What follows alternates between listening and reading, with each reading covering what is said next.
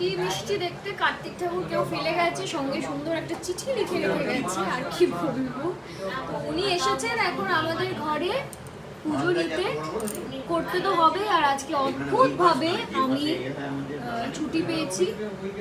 So Kartik পুজো কিছু কেটে কুটে কে প্রিপেয়ার করছে, দেখো দেখো কি করছো তুমি। কি আর করবো, বন্ধু বান্ধব যদি খুব ভালো হয় তখন আরেকটা বন্ধুর এরকম কিছু করতে হবে। করো। আর এখন তুমি কি করছো? খিচুড়ি বানাচ্ছি। খিচুড়ি বানাচ্ছ? আমি রেডি, সবই গোছানো মোটামুটি কমপ্লিট, তাই না? এখন সুন্দর করে আলপনা দিচ্ছে। এটা আমাদের ঠাকুর মশাই আসলে পরেই হয়ে যাবে। যে কার্তিক ফেলেছে, আরো কয়েকজন রয়েছে, তাদের মধ্যে এও একজন অসভ্য ছেলে। কেউ ফেলে নাকি এরকম মাঝরাতে এসে কারোর বাড়িতে কার্তিক? এরকম মাঝে মধ্যে আমি করে থাকি, এর জন্য থ্যাংক ইউ বলার দরকার নেই।